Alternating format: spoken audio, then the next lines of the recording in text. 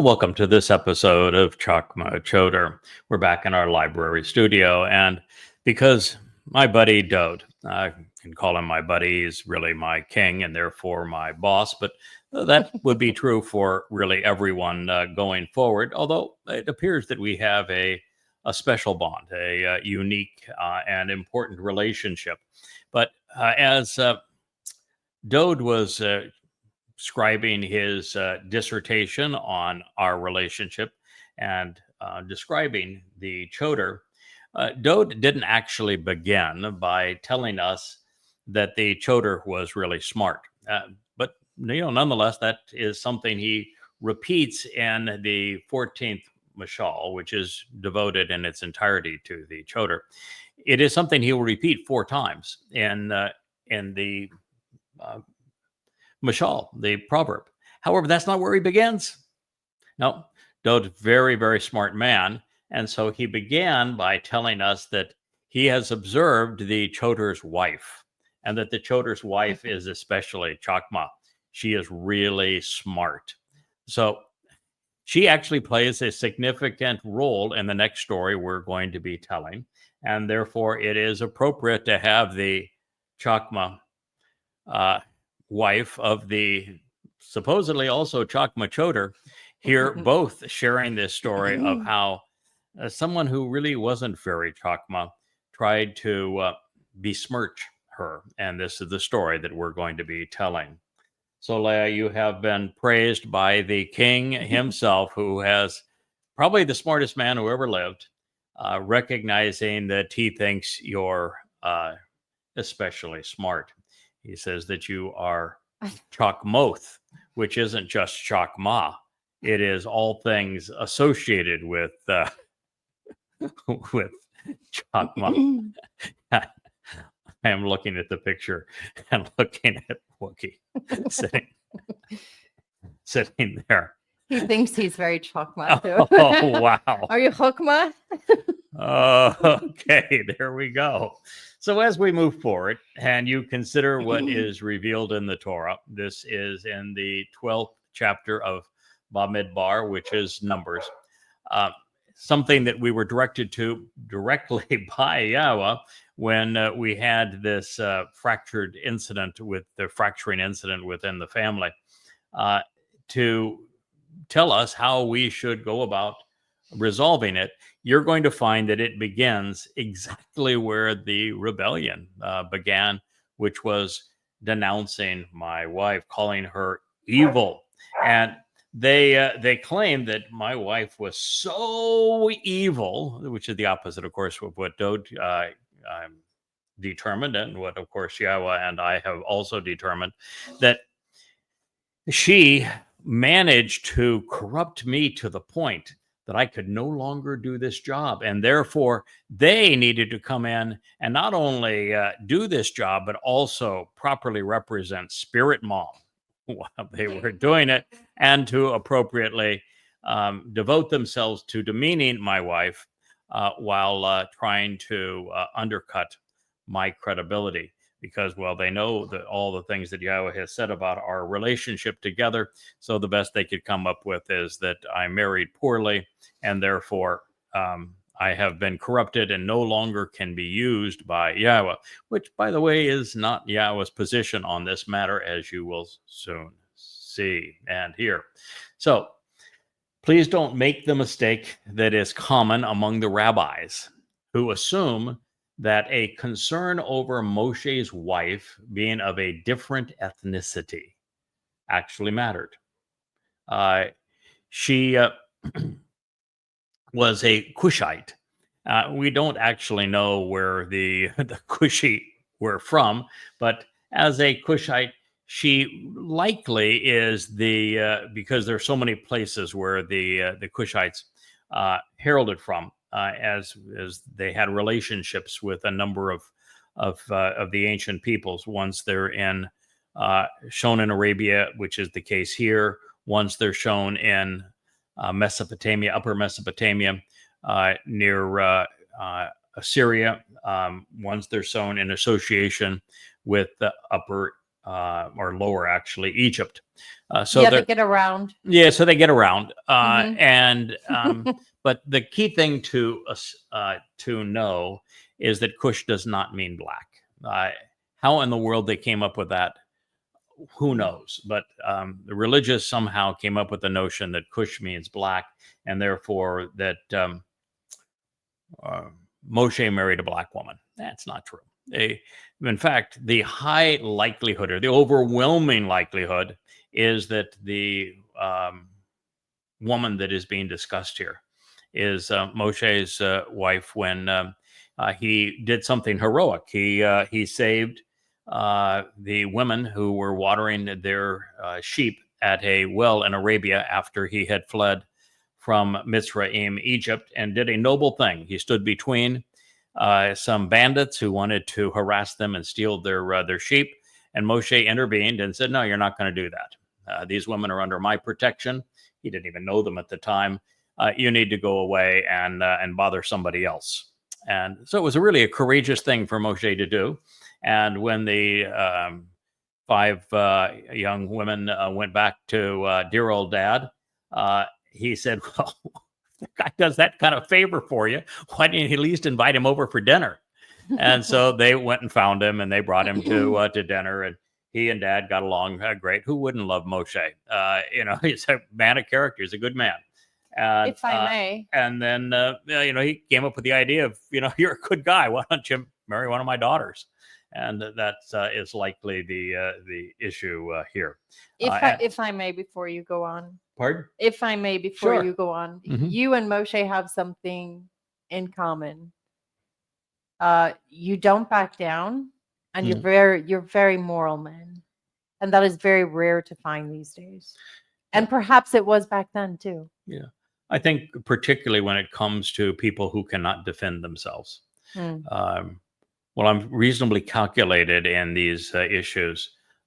I'm always protective of women and of children and of those that are being abused by others. So standing in the gap, I've taken thousands upon thousands of death threats trying to protect Israel from Islam.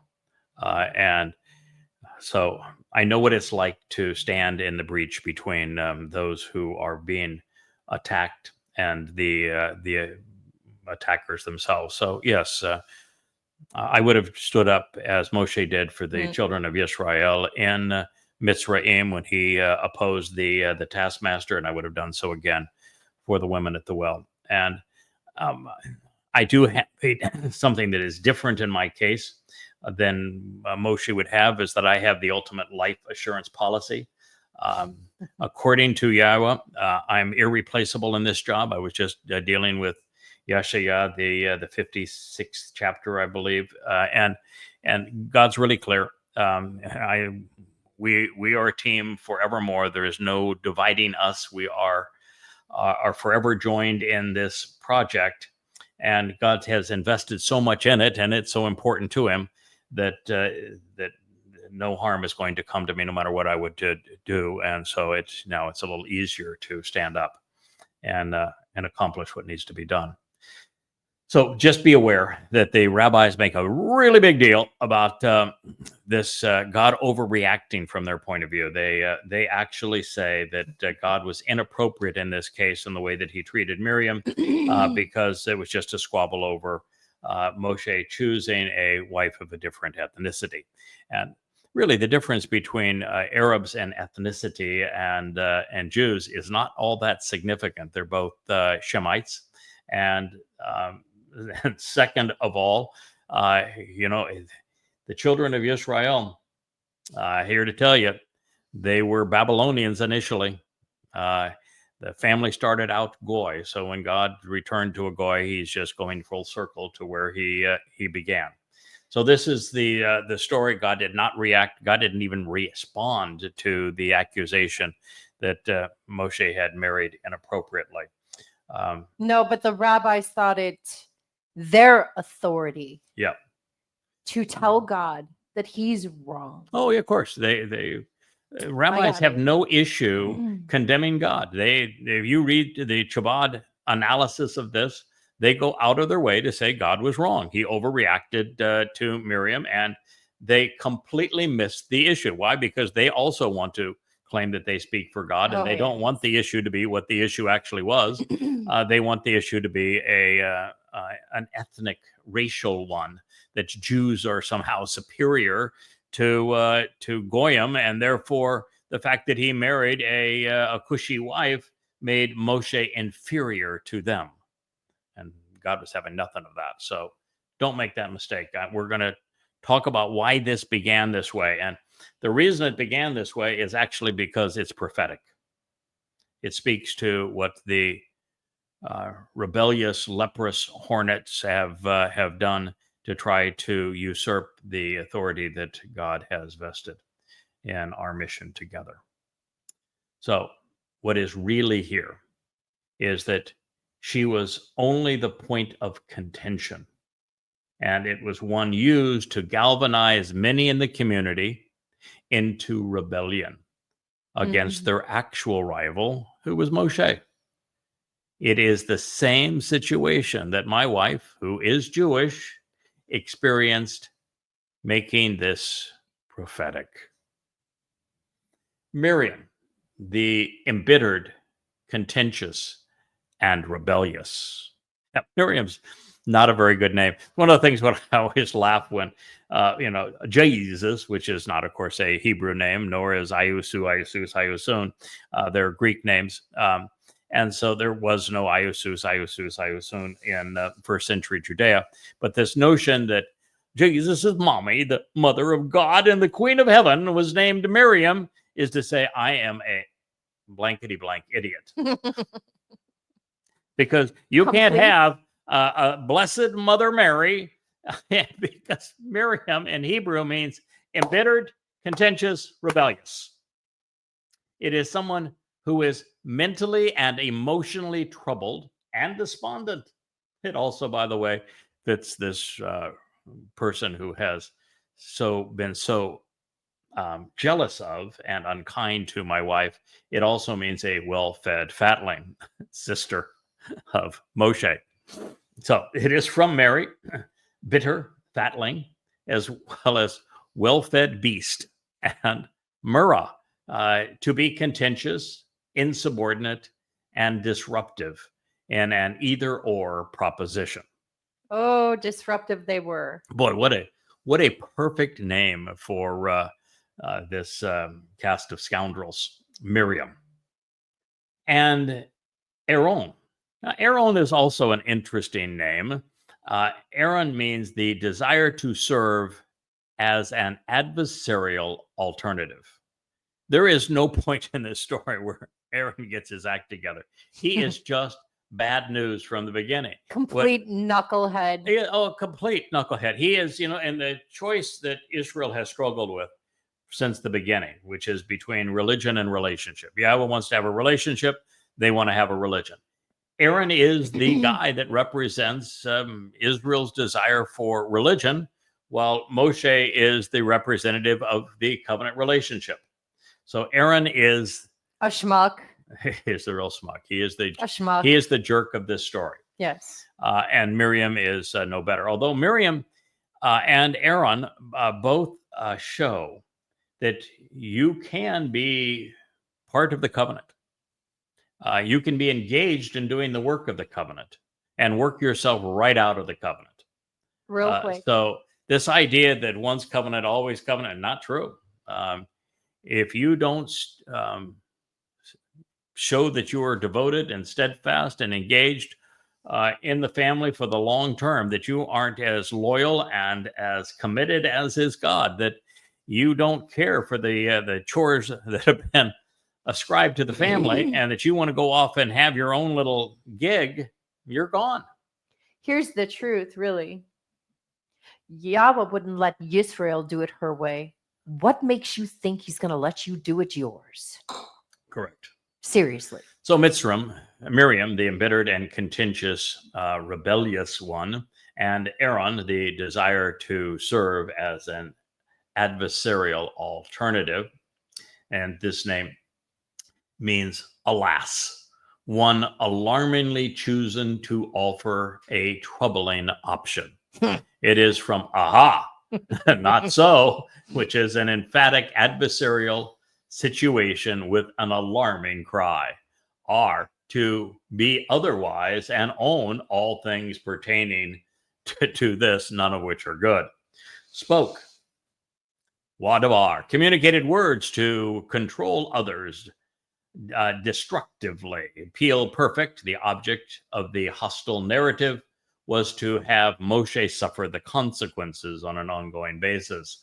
Concerning with regard to Moshe, the one who draws out. Over and against the woman of the Kushe. Woman is Isha. You can translate it female or spouse, if you will, but it's the Hebrew word for woman, wife, female. I'm definitely your woman. Spouse is Isha. So there you go. Yes, Leah is I'm your woman. Yeah, it's accurate. My woman. But she is not Kushe. Ha-Kushe of the Kushites, a descendant of Ham, Noach's grandson, suggesting either from Egypt, Arabia, or Mesopotamia. In this case, they were moving around, and it was Arabia, who, for the benefit of the relationship, he had selected as a wife or a woman, Isha, having taken a Kushite. All right, so here we are. We're setting the scene here, and we've got Miriam, the embittered, contentious, and rebellious one, and Aaron, who had a desire to serve as an adversarial alternative. They're speaking contentiously concerning Moshe, who is the one who draws out. And their initial complaint was over and against the woman, this Hushi, who, for the benefit of the relationship, Moshe had selected as his wife, having grasped hold of a Cushite. All right, that was in the wilderness, Bamidbar, Numbers 12:1. There is, by the way, I should just remind our listeners, Leah, that there were no chapter or number breaks in the original Torah. No, they were not. Okay.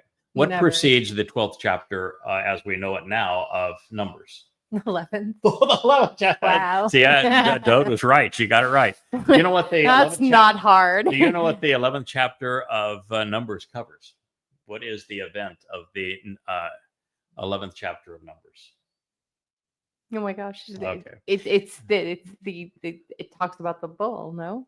The 11th chapter of Numbers is devoted to Yahweh being exceedingly upset with the Israel, and he's upset with them to the point that he burns everything in proximity to the camp, and the whole camp. And he says they are obnoxious, they are vicious, belligerent, they are disrespectful, insolent. They are contentious. They're everything bad.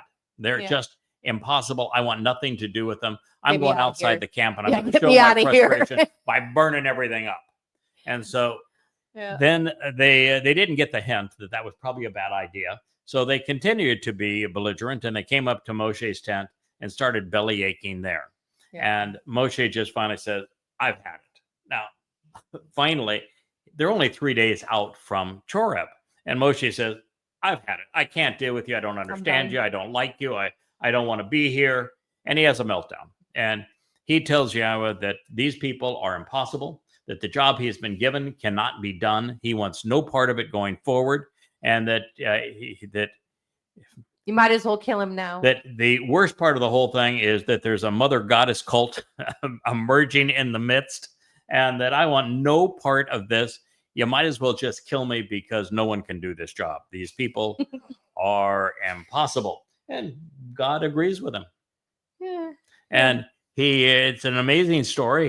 He says, all right, I'll lighten your load here a bit, pal. We'll have 70 people who will share the spirit. And well, those people are said that they said nothing that had any value. That wasn't the point. They did share the burden. They were actually helpful going forward.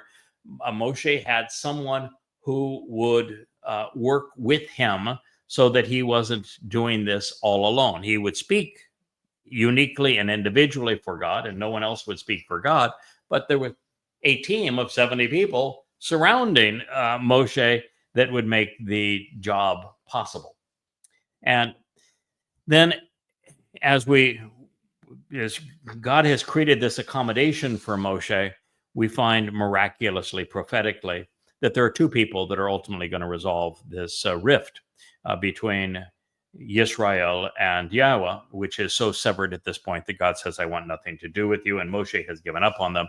And those two people are Eldod and Medod. And Eldod is the beloved of God, who is Dod, his beloved son, whose name is Dod and means beloved. And beloved. he is the central player beloved. in this story. Yeah. And Dod, as I've mentioned, I have a special relationship. I'm Medod. And Medod is the one who comes from the sea, because it's Mem, who is a source of cleansing and of life. And it has the Yod, who serves to influence and as an uplifting force on behalf of Dod.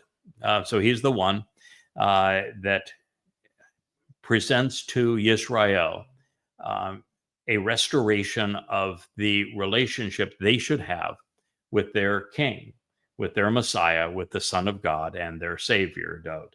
And so these two individuals are filled with the Spirit. The Spirit never leaves them, and they speak profoundly and prophetically for Yahowah from the tent of the witness.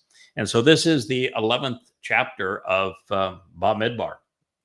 And the Moshe meltdown. Yeah, and it flows right into the 12th. So Moshe is already on his heels. He's already had more than he can handle. He's already checked out.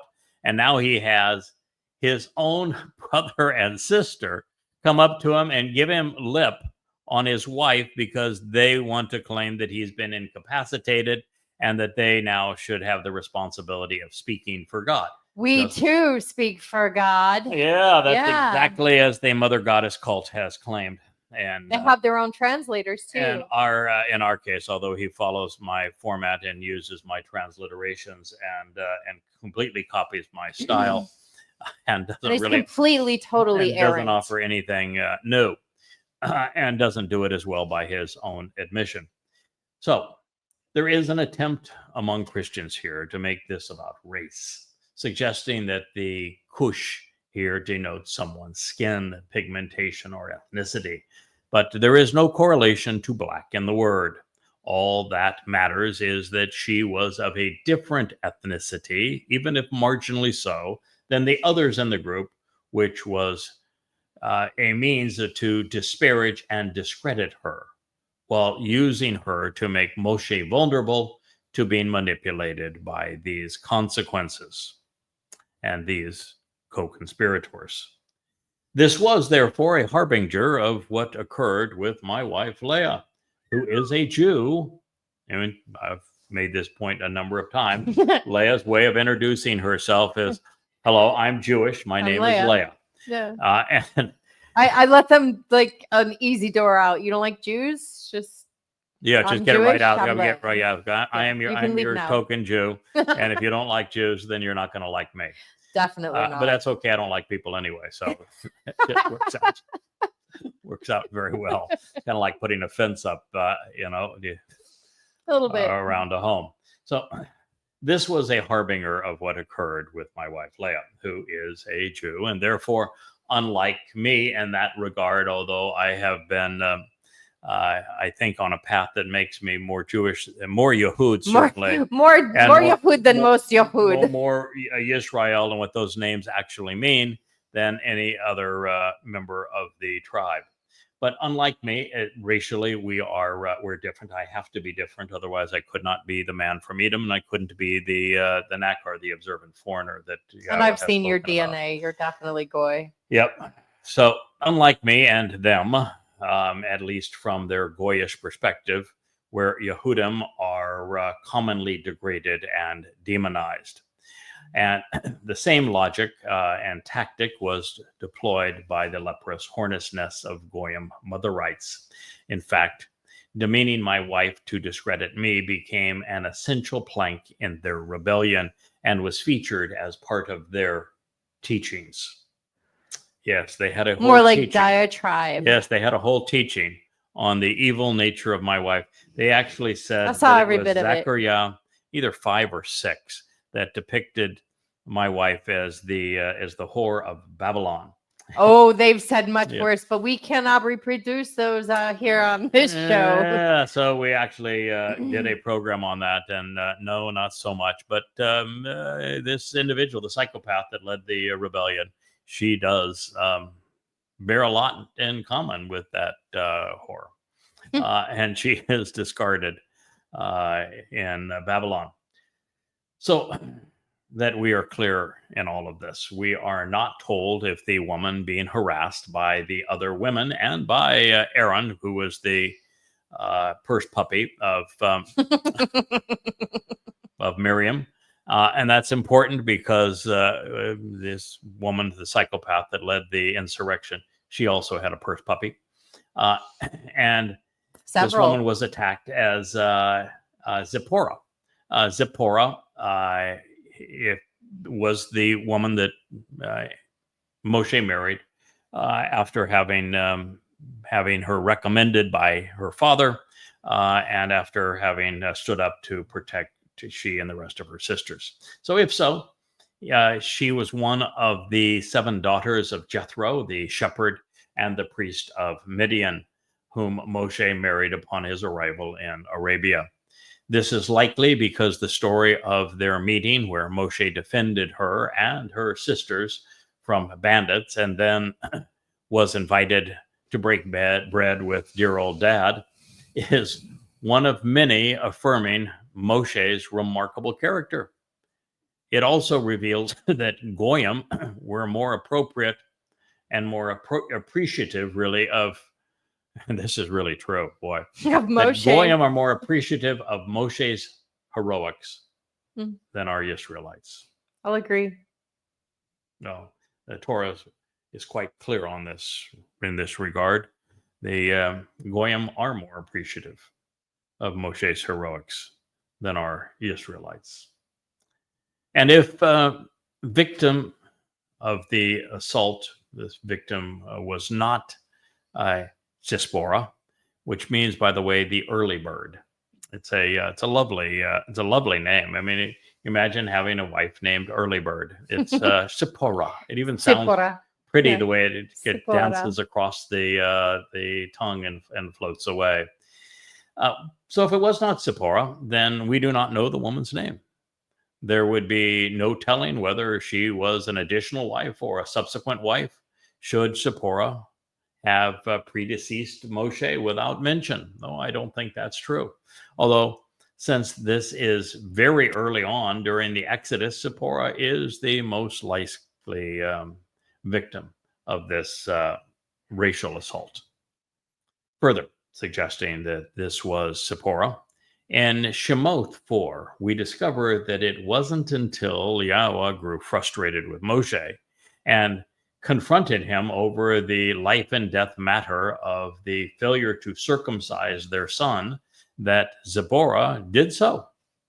She tossed the foreskin towards Moshe's feet and said, "Surely you are a Chatham, a bridegroom and son-in-law of your blood to me." Yahweh's insistence on circumcision of their son, his framing of the failure up to this point as a life and death decision was important, and Sipporah's response was even was interesting, as well as the subsequent "and a bridegroom of blood" regarding the circumcision. Which means she understood it. Yeah, it was really a riveting statement and all of its implications. Clever lady. Yeah, and it's an incident with another unknown wife. Therefore, after her position finally on circumcision, would seem incredulous. But it is also interesting that as good as Moshe was on so many things, he didn't circumcise his son. And now it is also telling that Moshe's son may have been born at a time that was that Moshe may not have known Yahweh as well as he would over time. So anyway, it is Zipporah that not only did the circumcision but also got our attention and Moshe's with her narrative regarding it. So therefore, in full consideration of the evidence, recognizing the heroics of her journey into Mitzrayim with Moshe to free the children of Israel, and noting her ongoing support of her husband, who was the most important man in human history up to this point in time, it is particularly telling that Miriam, the contentious and embittered, spawned her rebellion by demeaning a very prominent and positive character in the story of the Exodus. Clearly, no one was more important than Moshe at this moment. Clearly, that happenstance around the well with the bandits and the women and the marriage into that family was something God arranged. It was something He wanted to have happen, and so she is likely the product of an arranged marriage. And obviously she had a mouth on her, and she understood what needed to be done, and she did what Moshe even didn't do. Yeah. And she explained why. So I've never thought about the two of them being an arranged marriage. Yeah. So I think it's very much like our situation, where there's really no way to do this job and not be married into Israel. You need all you need in. to have a Jewish wife. You need that perspective, and you need that love. And so, Yahweh provided Moshe with what he needed. He provided me with what I need to get this job done. Now, had I not experienced this same tactic up close and personal, and witnessed the psychopathy at play and a similar circumstance, I would not have fathomed how anyone could be so immorally conniving in a self-incriminating and self-destructive assault on a good woman, or why anyone would ally themselves with such a misguided aspirant. Nevertheless, just as has been the case with my wife, Zipporah, the early bird, had been the butt of slanderous antipathy and exceedingly mean-spirited gossip among the women, and probably with their... I'm having a little deja vu over here. Yeah, probably, including their purse puppy as well. And those who sought influence with God for themselves foolishly use their disdain and their jealousy against her to justify their power play as part of an embittered rebellion. Similarly, the women who had gathered around me, who had learned everything they knew about Yahweh and his bereth from me, as had been the case with Moshe and all of the children of Israel, they were abhorrent in their scandalous and petty denunciations. In my case against my wife, infinitely worse. But in my case against me, they have also been infinitely worse than they were against Moshe. Oh, revolting. And so this rebellion, much, much worse against me and my wife than what we're going to read happened here. And yet you're going to find what God said what he did in this case. So if they were infinitely less scandalous and abhorrent towards my wife, towards Moshe's wife, Zipporah, and against Moshe, and in their claims that they made of also speaking for God than was the case with me at this time and my wife, then you know that their fate is not good. It is as bad and as dark as bad and dark ever get. And they brought it among themselves. And it is important we tell this story because Yahweh picks one person at a time to speak through. And in important times, that person is exceedingly well acknowledged, such that there is no question whatsoever as to who God has chosen to communicate through. And anybody that claims that they also speak and that they have a rival interpretation, in this case, speaking for Mother God, Mommy dearest, and to be in a contentious cult, that is a really bad thing from God's point of view. exceedingly.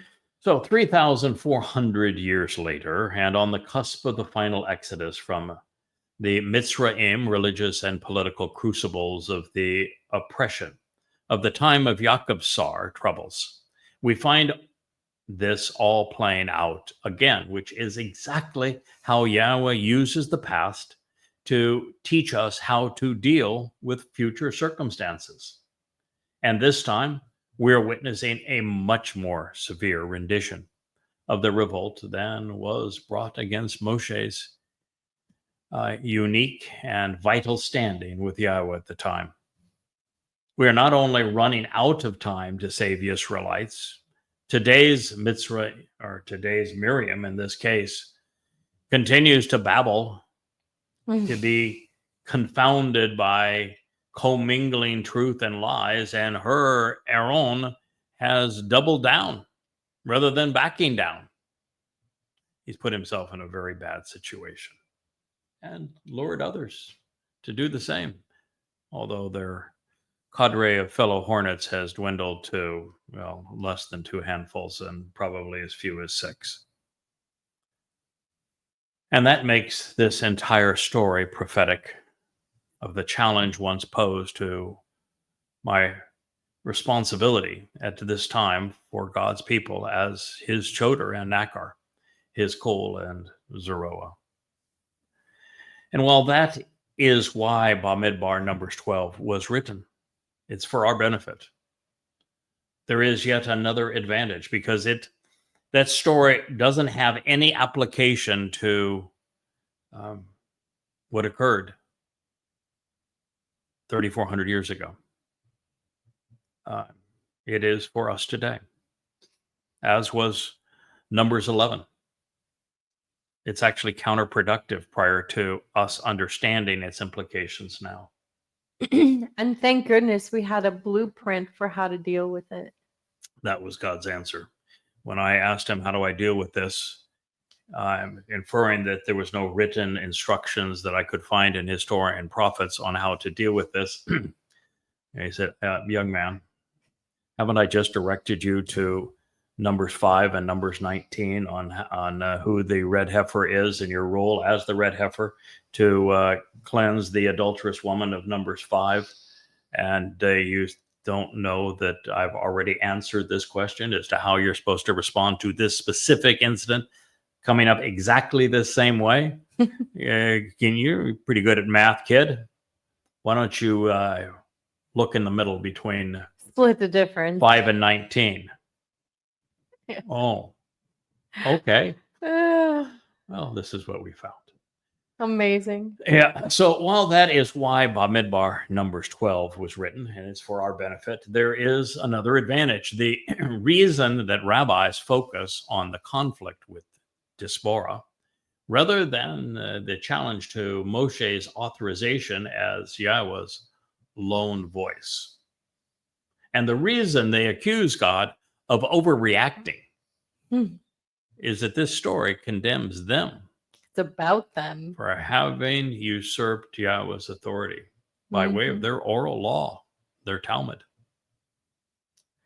It is equally indicting of Peter and Paul and of the popes who have claimed to speak for God without any authorization from him, making their edicts authoritative and binding on people without any authorization. No prophetic prophecy describing their role. Now, Miriam and Aaron tried the same trick, not unlike the serpent in the garden. So now that we understand the circumstances and how they were identical, we arrive at the actual reason behind the embittered and contentious rebellion. We want to speak for God too. Boy, because if you can speak for God and you're not actually authorized by God and inspired by God to do this, You're done. then, well, not all you're done, but you're going to convey a God of your own making. And he's going to have nothing to do with the real God. And so to claim to speak for God, you need to be inspired by God, you need to be authorized by God, and you need to be consistent with everything God has to say about himself and his relationship with his people. And the woman who led this rebellion had no such authorization or sense. Nope. And they said, there is a question as to whether Yahweh has only and exclusively given the message and spoken the word through Moshe. Has he not also through us given the word and spoken? That was it. They didn't even make a statement, but sometimes when you ask a question, it begs an answer. And so they were asking two questions that begged the answer they wanted to get. Hasn't he also through us given the word and spoken? Perhaps there is a question in the community as to whether Yahweh has only and exclusively given the message and spoken these words through Moshe. Yeah, I'm basically telling Moshe, just who the hell do you think you are? Yeah. Bamidbar in the wilderness, Numbers 12:2 and part.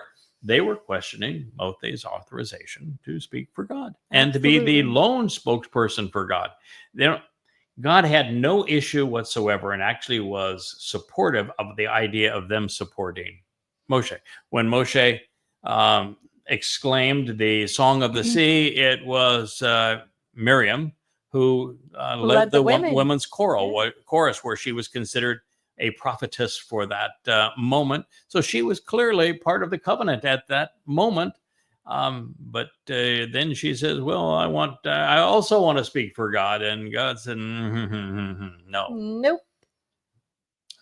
Can't write yourself into God's story. You can be written into God's story, but you can't write yourself in. That's why we spend so much time talking about the 1,000 or so prophecies specifically pertaining to the Nakri and Nakar, to the Bashar and to Yada, to even that his wife would be barren. Oh, yes, and to Yada's, the Choter's wife. There are many of them, and they appear everywhere. I mean, every time we turn around, there is. We don't even have to turn around. It's everywhere. Right there. It permeates, that's right there. It permeates the record from the Torah and through the first and the last of the prophets.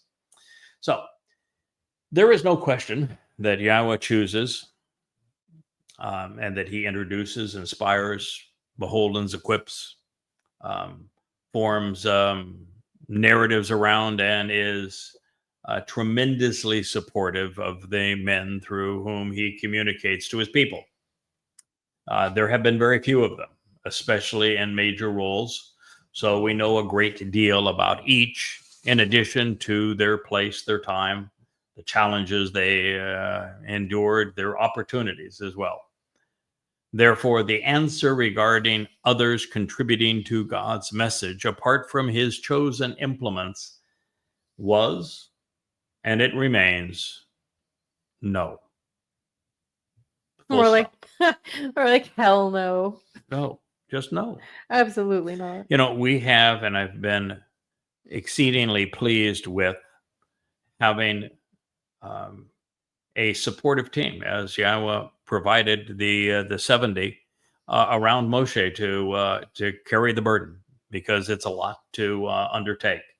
And we have Rich here as our principal burden carrier, and Kevin that also does such a marvelous job for us, and so many others that are engaged in this work, Charles and Stephen, and many others, Mariah, Patty. Patty. Yes, there are many. To start naming, and it's too many to name. But we love you. We are a family here, and so Yahweh has provided numerous people to support this work, but there is no one else who speaks for God. No, there's no second Choter. There is no second. It is not plural. It is singular masculine. There just is no other Yada. Nope. It's one and done, and that's he's going all in with his guy. So this is exactly what he has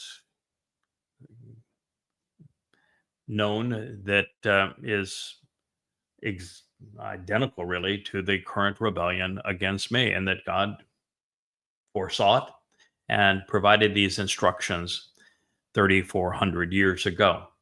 And our situation is also with a deeply troubled and clinically diagnosed psychopath, a woman who is deeply disturbed, and a very demeaning man that has become locked to her, and a relationship where they're promoting themselves as the alternative to Yada, the Nakar, Choter, Kol, Bashar, and Zeroah of Yahowah, through whom the Almighty has inspired 35 books that you see behind me, filled with very profound and unique amplified translations and uncommon transliterations, countless audio programs, and thousands upon thousands of previously unheralded insights, many of which are earth-shattering. Some are the greatest discoveries in human history.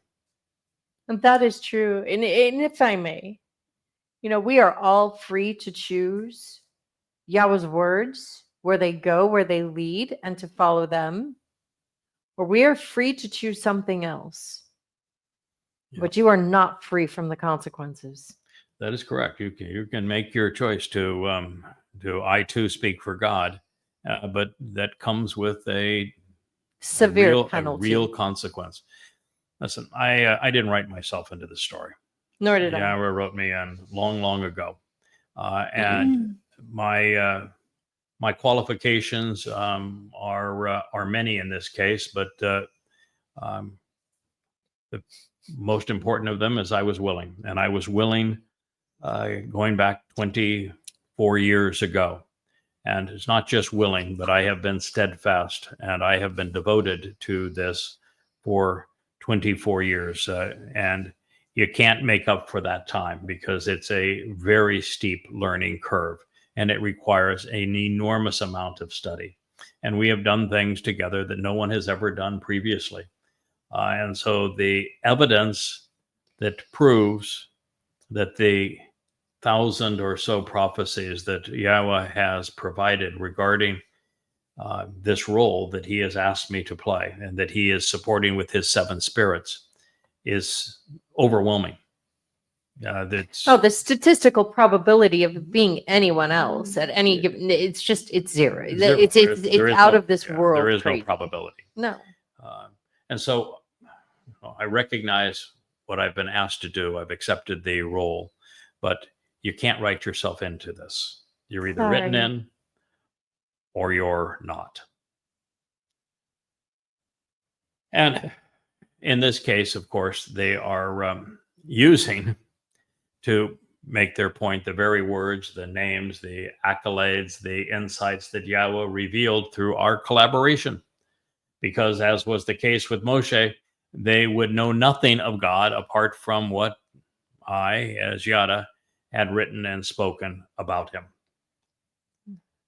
Now, these ostracized interlopers would have those they have beguiled into the rebellion believe that their message should be considered even more relevant and superior, in spite of the fact that they were inappropriately using the witness that I had revealed, my translations and proprietary style, which is exceedingly unique, very, very different transliterations that had never been seen before. Even my logos, my insights, even name was emblazoned on their deception, on their counterfeit. It's disgusting. And that became the basis of their message, only to pervert the truth about Yahweh's nature. They make him now Yahweh to serve their agenda, which is to have a duplicitous God who is two rather than one. No, what they really did was they gave up a perfectly good relationship to figure out a way to make a religion. But that's what good for you. That's what psychopaths do. And listen, I'm going back here because Yahweh is walking us through the pages of his Torah, revealing not only how he prepared these insights for us so that we would know how to respond as a family and as a community, but also so that we could teach God's children how they should respond. And also because fractured families are the essence of the relationship God has had with his people from the beginning, and that all of his people have had with their families. If you don't like the story of fractured families and how God ultimately brings us all together, then you're not going to like God's story very much. No. Because every step of the way, there are fractured families. And I've gone through all of this from the beginning. I don't need to repeat it now. But if you don't have an appreciation and empathy for what God has endured with his constantly fractured family, and you don't experience it both in your own personal family and in your extension, this work family that we have, this then you just have no way of appreciating what God has endured. And you need to overcome it if you're going to prevail, because that is the primary job, is overcoming the fractures that have caused Yisrael and Yehudim to split away from one another and from Yahweh himself. So this is an essential teaching. I think there's core of our message. I think there's another lesson in here, is to show also the covenant members currently how it is that Yisrael got where she is today. Religion is not a victimless crime. They've been saying this for years. It breaks relationship. It destroys families. It kills. It literally kills. I think it's more than that. In Numbers 11, I'm given Asher's hello, Asher's deeply protesting. Yes. In Numbers 11, it is a message to me that this job is exceedingly difficult, that Moshe himself gave up and couldn't do it. Come here. So the idea of teaching, leading, and directing God's wayward flock is essentially impossible, and that it cannot be done alone. That's a message to me. That we don't have the opportunity for a meltdown now. So I need to understand what we're up against and to tailor my approach in conjunction with Yahweh in a way that we achieve his desired results. Numbers 12 is to everyone else that's part of the covenant family. And it is the message, I think, that more than any other got, for example, Rich's attention, who is over here and will soon be participating in shows. Actually has a camera and a microphone, so he can do so. Even the switch to bring himself into these shows. But what we learned in Numbers 12 pertains to everyone else in the family, because it essentially says, even if you have spoken for God in the past and been a prophetess, even if you're one of the people that Yahweh brought along this way and say, he's a blabbermouth, if you want him to speak for you, then here he is. That these two individuals that were part of Moshe's family were capable of going AWOL and being rejected by God. And what that means is not once covenant, always covenant. What it says is that if you're covenant, you're going to be motivated to stay the course. Your love is going to be serving Yahweh, reaching out to his people, supporting his Choter, his Nakar. Your ongoing motivation is to stay the course. You're part of a family. You're going to act like part of that family. You're just not going to say, okay, I'm in. This is now my harvest that's coming up. We're done. No, it's an ongoing job. We got a lot to accomplish over the next year. We have to stick to the mission. And I don't think anyone who is part of the covenant now is saying, boy, I need to stay with it or I won't be part of this covenant going forward. No, their understanding is slightly different than that, which is that those who have given up, who have tried to gone off on their own, are on their own. And that a sign that you are genuinely concerned about Yahweh and his people and his beloved son and his message and his goal in terms of what needs to be accomplished over these next 99 months is that you not only stay the course, you enjoy it. You're here because you want to be. I have a little bit to add to that. Yahweh put his name in a house. A house is for a family. Mm-hmm. Brothers, sisters, cousins. We all do different things. We all have different proclivities. Some people like music. Some people like words. Some people like poetry, yada, yada, yada. The one thing they do is they work together to make the house functional. Mm-hmm. One sweeps the floors, the other dusts the curtains, whatever needs to be done. And that's what family does. And they pull together to make the house function. You know, it's an interesting thing you say that. I was a little late for Rich's tee-off time today, about 15 Island minutes. Time. And it was because I was dealing with one of the more amazing revelations, again, that I've encountered. It's one that we're going to cover in future Chakmah Choter series because it is part of the Bashar Herald Coming Home Volume 4 that we're communicating this program through. And it's in the 56th chapter of Yashayah, where the Choter is, not the Choter, in this case, it's the Nakar is introduced. And the Nakar is actually introduced as Yahweh's son.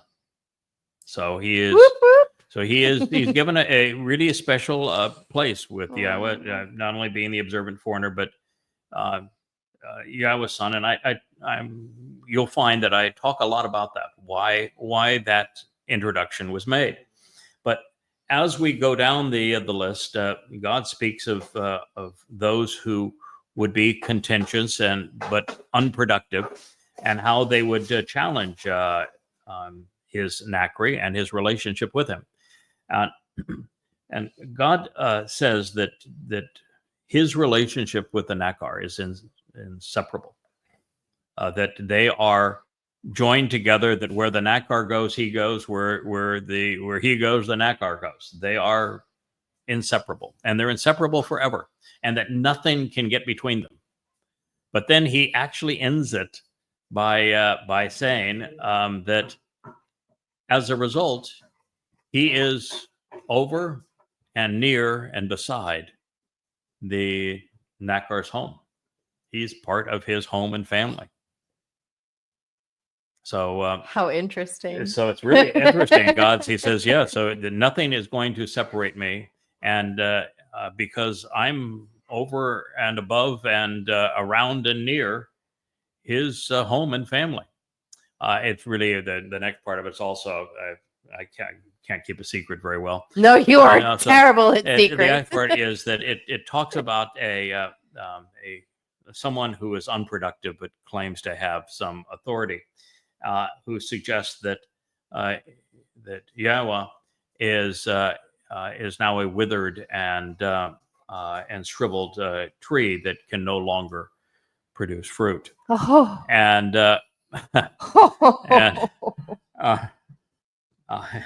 well, the reality is that God's favorite title for his beloved son is Shemak.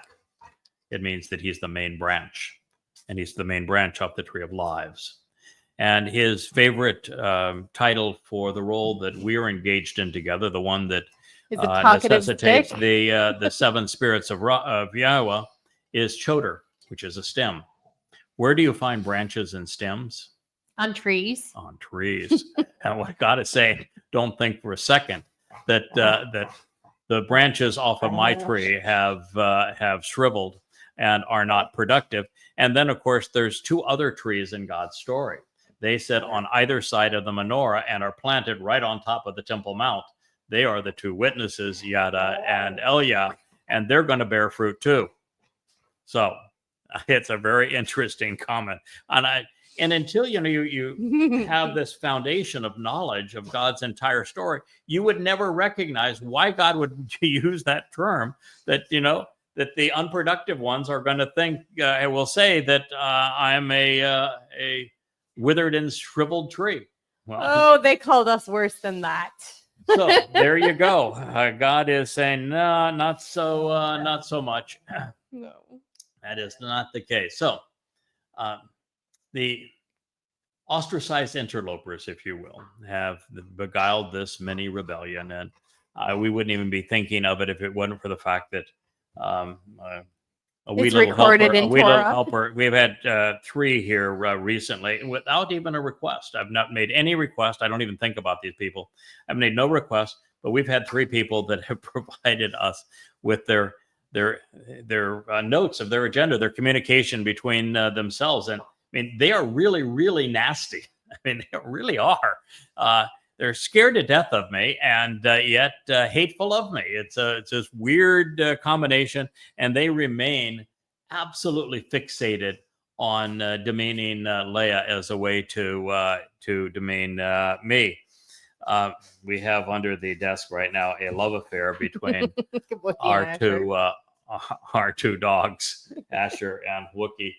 So it's good to see that they do like each other. That was also an arranged marriage as well.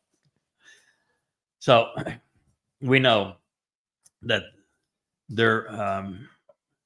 no one can consider their message more relevant or superior to what God chooses to convey through his chosen branches and stem. And when you copy someone else, like Paul came up with just his counterfeit of Dode to create his Jesus. Well, to create the mother god, this psychotic cult copied me. I mean, it's like they were wearing me as a skin when their website came out. I mean, it was everything about it. They even went to the new menorah logo that we're now using. They used the exact same bookshelf, which was the style that I asked to have conceived and presented. They took my exact same, very unique, previously unknown amplification and translation style, my same transliteration of words, same definitions that were so unique, same insight. They even put my name on their site. It was... Oh, they tried to wear you like a human skin. Oof. It was very disturbing. And even my transliterations of names and words, which are so different than anyone else has previously done. So they wanted to take all of that and claim that they then were therefore not only speaking for Spirit Mom, but if they didn't speaking for Spirit Mom, those who were listening to Yahweh's chosen implement were all going to die. And that no one could save them, and that maybe Yahweh would spare me since I was the red heifer, the Adamah Parah and all, that he'd probably spare me. But all the rest of the people were going to die because I wasn't speaking on behalf of Spirit Mom, who, by the way, doesn't exist. Although the Spirit Mom cults are probably the most prolific throughout time. Yeah, remember when she wanted to be the gazelle that wanted to save you from the sacrifice? Yeah, she wanted to be the gazelle. Yes, we were translating and Barashith, and it was a passage where it was very prophetic because the lamb was there, represents Dod and his sacrifice, and the bull was there that represents Yada and his sacrifice. And it was a very interesting presentation. And in that midst of it, there was a Sephora, but there was also a gazelle. And she said, "I am that gazelle. I am the songbird of this group." Done my research. And I said to her, "You better be careful of trying to write yourself into God's story, because the gazelle is an exceedingly nasty term. And if you want to be the gazelle, then well, you are a rebellious, contentious, embittered one who is working for the adversary. So." Choose it with caution. Well, maybe now it actually fits. Who knows? So that really serious flaw in their scheme, and that they had to counterfeit me to have any credibility, notwithstanding the malcontent and embittered hornets that I have dubbed as the leproscorium mother rights as a result of Yahweh's testimony and instructions in this matter. They have claimed that the Yada Yahowah .com website, offering the translations and insights gleaned over these 24 years of my collaboration with Yahweh, should be torn down. And that those blindly listening, they have, oh God, they constantly besmirch everyone who is listening to this program and who contributes at the Facebook and at the X sites and works on our behalf on YouTube. Oh boy, they are exceedingly demeaning of them as well, and that we're all going to hell and we're all going to die because we're not privy to the voice, her special teaching of Spirit Mom, yeah. and her revealing her divine persona. By the way, what's really interesting is that when it comes to the feminine manifestation of Yahweh's nature through the Ruach, not only did I go further than anyone in human history and write vociferously about the Ruach being feminine, I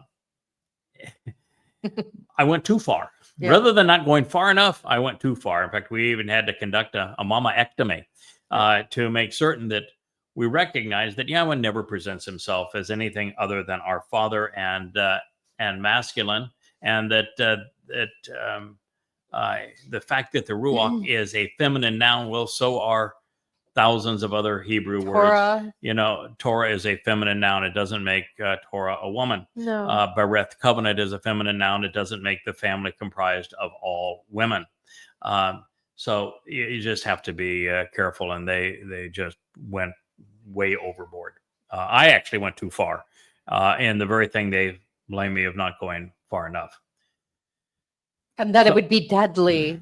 But I want to add one thing before you go on. Mm-hmm. The vitriolic insolence that is being spewed about Yahweh's Nakar, mm-hmm. in order to lift up a false religion based on some secret teaching that only she has. Mm-hmm. It's ridiculous on its face. And it's not something I will forgive or forget. Not ever. It's vile and disgusting. And it is exactly how religions are started. It makes my stomach churn. Yeah. What most people don't appreciate is that, well, God pick certain individuals to represent him. You do not want to be one of those people. I'm just going to tell you, you do not want to be one of the people. Look at Moshe. It was so horrible. He asked God, if you care about me at all, you're just going to kill me now. Yeah. So why would somebody want to be envious of Moshe? The responsibility and the audience, the burden, were such that he wanted to die rather than go forward. Look at Shamuel, the greatest of the Shaphat judges and a prophet. And he came to Yahweh and said, I have failed you terribly. These people have chosen to ramrod a very bad decision over my advice. And, God said, no, they didn't reject you. They rejected me. How about but- Yeshaya? He opens but he the couldn't do it. door to heaven, Yeah. and there's no one there. The man drops to his knees He's and devoted falls. his life to conveying the word, the testimony of Yahweh to his people. And he expects that, well, there'll be this huge crowd out there that have benefited from what he had to say. He's got the most marvelous presentation of God's story from beginning to end. And God opens the door. He's brought Yeshaya into Shamaim, and there's not a soul outside. And, Moshe is just, Yeshaya is distraught. Soul He crush. breaks down, cries, and said, "Oh my God, I have failed you." And so, was that a fun job to know that you poured your life into this, and you don't have a single soul who has been saved as a result of what you've done? And then Yahweh says, "Hey, just as he did with Moshe, he did, and he did with Dode later." And by the way, Dode flatlined on this. It got to be too much after the last of the rebellions. He just flatlined and said, I can't do this anymore either. You do not want to be jealous of these people. Now, with Moshe, he showed Moshe Eldod and Medod as the answer, that we're only going to bring this rebellion to an end. And with Dode, he showed that there is a Bashar, there is a Choter that's going to finally reconcile what you have done with these wayward brats of Yisrael. It's all going to come together. He's even going to cleanse Yisrael as your bride for the great wedding at the family reunion. And with Yeshaya, he took Yeshaya forward to witness what we're doing now, and the fact that I'm taking so much of the testimony of Yeshaya and applying it as the textbook on how to be a Choter and how to respond to the Choter. And Yeshaya got so excited. He said, "That's my Zero. That's my guy right there. Yeah, guys, he's in the wine vat with me, man. We're doing this together." And he's just all excited about what he's seeing. And then he talks about this man from Edom. He's the one that's going to save many. And it's more like we are going to save many by working together. So Yahweh always gave those that were in an exceedingly difficult spot reason to be optimistic that it would ultimately all work out, even though it was a miserable job. And I want to tell you, well, I love working with Yahweh and translating his testimony and learning from him and gaining insights and sharing with family members. But the fact is, this is a really tough job with tremendous responsibility. And it's a job that heretofore no one has succeeded at, because the audience is so irascible and so difficult. And the mediums that you have to use to communicate are so problematic. Good gracious,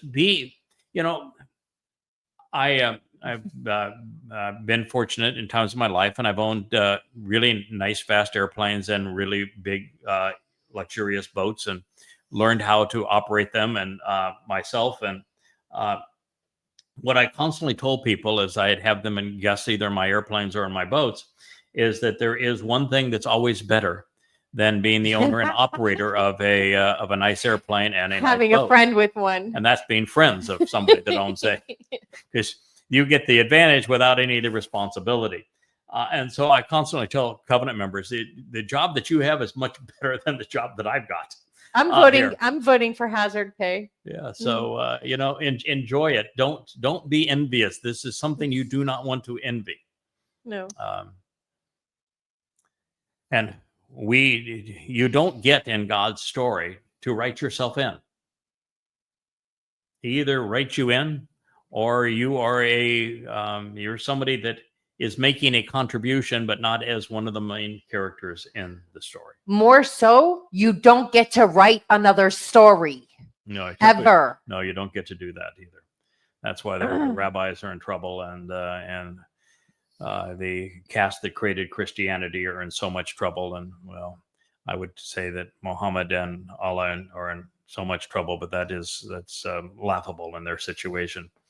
So notwithstanding the realization that Yahweh and I are offering 25,000 pages of cogent, amplified translation, unlike any other, and derived from the Dead Sea Scrolls, copious amounts of in-depth commentary, and a plethora of insights to verify our conclusions. They are and are foisting, in their case, their mythology on an ignorant and errant portrayal of the 8th Mashal proverb, serving as proof of spirit mom, when there is no mention of spirit or mom in the text. Oopsie.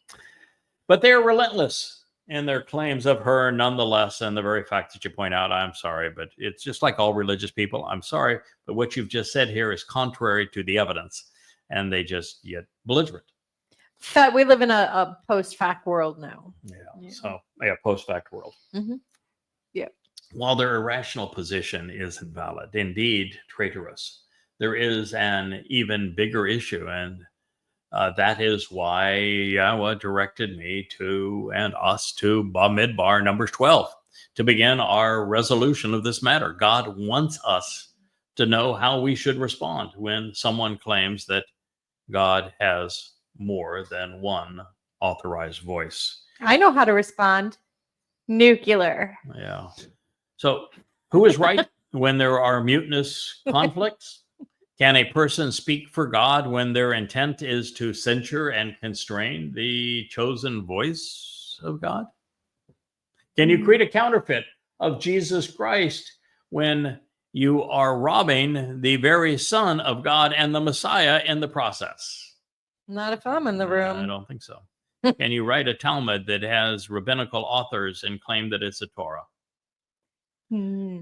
Since the answer to this question is fundamental and undermining the validity of the leprous Goyim Motherites, posturing their positions on the Shamar Yahowah and Shamar Torah websites and social media pages, but don't worry, you can't see them unless you have the secret password and username. And by the way, the username is not Craig. And the password is no bull. Yeah. So just show you how underhanded they are. Not Craig and no bull. It's clearly articulated by Yahowah. Yeah, I agree. No bull for you. Yeah. No bull for you. We will, not on Shabuah and not at any other time. I'm actually having fun with this. I love it. I find that all of it is fun because they're just nothing. So, but they aren't nothing for the family. This, I want to continue to emphasize this. We have done the programs on Numbers 11. Numbers 11 was a gut punch to me, and it was a wake-up call so that I would know really what we're up against over these next 99 months. And so I'm really glad for it. And I was delighted to see was inspiration of Eldod and Medod in it as just uplifting affirmation. But Numbers 12, where we are now, this is for you. This is for every member of the covenant family. This is for every Yehudim and Yisraelite out there. It's for you to know how you are being encouraged to respond to the one that Yahowah has chosen to speak for him. It's just like Solomon's Sermon on the Mount, where he said that Yahowah is going to provide this Nakri. And when he speaks, you not only need to listen to what he has to say, you need to respond and do what he says. God's very consistent in this regard. So it is for you to understand that. And that means there's a lot of responsibility that goes with this so that our message is in harmony with Yahowah's message. But it's also about the importance of being an ongoing and devoted contributor to the family. Those are the messages that should resonate throughout this. So we will consider God's instruction regarding the confiscation and manipulation of our collaboration by the rebellious cult, misappropriating everything from God's very name, our titles, terminology, transliterations, and logos. Now, for those who would advocate that there should be additional and competing voices, or that my voice should be filtered through them, well, you're going to notice that God didn't agree. Now, we've gone over our hour program time, which we typically do because, You're a There's- talkative stick. There is nothing that God communicates that I'm not enthralled with and curious about and want to share. And I would rather share too much than too little as we go forward. So we're going to end our program on the conclusions of Bob Midbar, Numbers 12:2. And it says, now Yahweh heard about this. Now Yahweh heard about this, which means that Yahweh wasn't there in their presence when they came up to Moshe. Yahweh had come down, he had spoken to Moshe, and he had left again.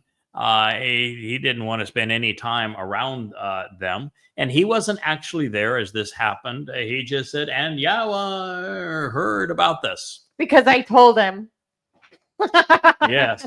I'm a tattletale. Yahweh heard about this. Yes, I told him. Yes, indeed. He and I discussed it one evening not long ago. Yeah, it's And true. he directed me here to Bob Midbar, Numbers 12. However, when Yahweh and I had previously discussed this matter of rebellion, his answer was slightly different and therefore appropriate for that moment a couple of months previous to this, when they had only begun to incriminate themselves and assault me. Back then, he had told me to rebrand the books and the website with his name and with a modern menorah, and to start completely over from scratch in social media under Yahweh's name and his brand, this menorah, eliminating everything that they had done. Clean sweep. I don't want anything to do with what they have done. And as for the psychotic and manipulative instigator, God said, just ignore her for the moment. She'll dig herself in.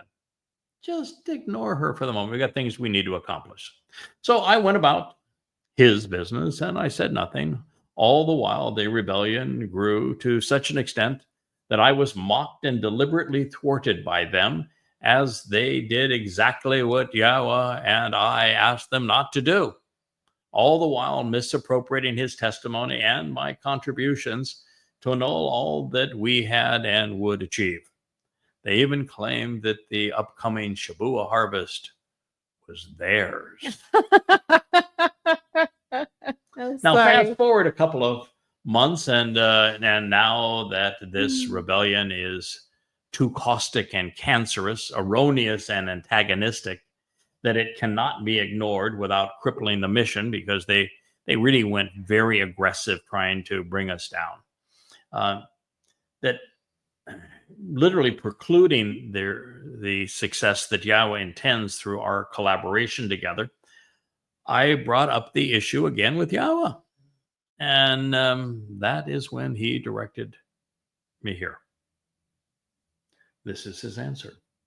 This is Yahweh's answer to the Miriam and Aaron of Shamar Torah. And Shamar, well, it can't be Yahweh anymore because they've changed his name to Yahweh.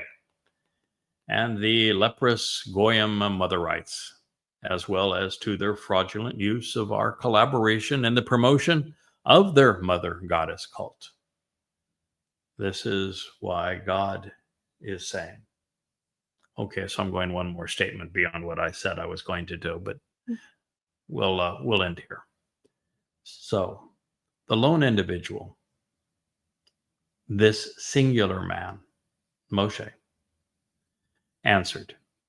He was responsive and embroiled in thought before making informed declarations. Anah.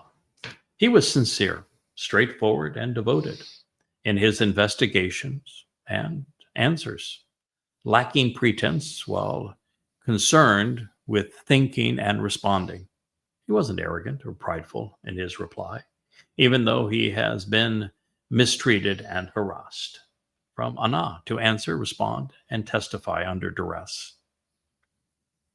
Significantly more than any other man who is upon the face of the earth. Wow. Bamidbar, in the wilderness, Numbers 12:3.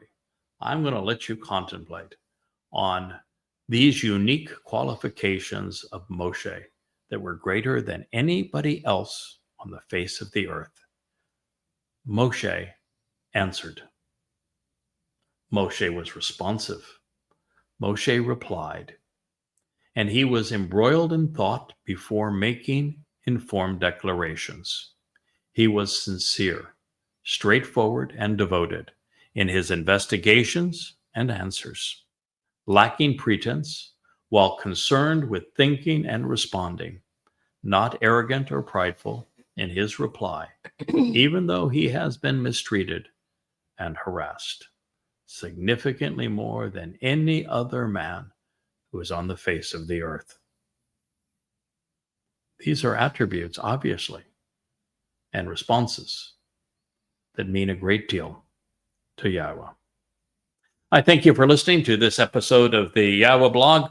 We'll have the Chakmah Leah in our next program as we proceed through this, and so much of it was instigated by a dislike for her.